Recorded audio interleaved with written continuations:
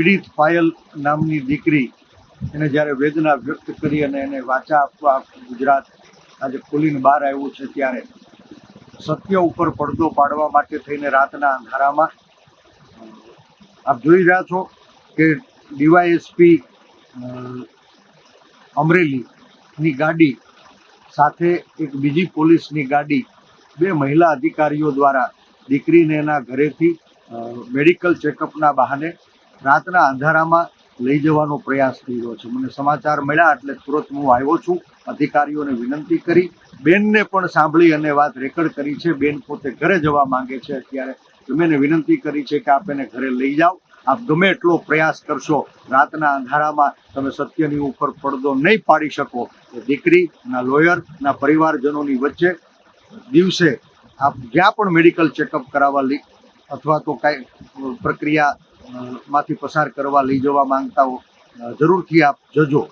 આજ દીકરીને મારી અને આટલા દિવસો થયા, ત્યાં સુધી તો કંઈ ન દેખાણું.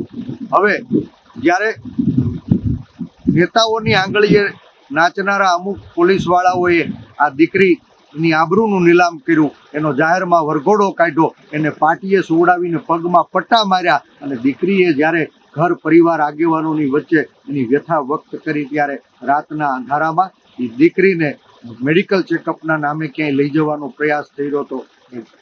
ગાડીઓને રોડ ઉપર રોકી છે. આજે આ ફતેપુર ગામના શેત્રુંજી નદીના વડી ઠેબીના પુલ ઉપર ઊભા છીએ અને આપ જોઈ શકો છો કે આ બંને પોલીસની ગાડીઓ અહીંયા રોકી અને વિનંતી કરી છે કે દીકરી અત્યારે ઘરે જવા માંગે છે, આપ એને આદરભેર સન્માનભેર ઘરે મૂકી આવો અને આવતીકાલે એમના જે કોઈ વકીલ હોય, કુટુંબ પરિવારના આગેવાનો હોય, એની હાજરીમાં તમારે જે કાંઈ કાયદાકીય પ્રક્રિયા કરવાની થતી હોય એને આગળ ધપાવજો.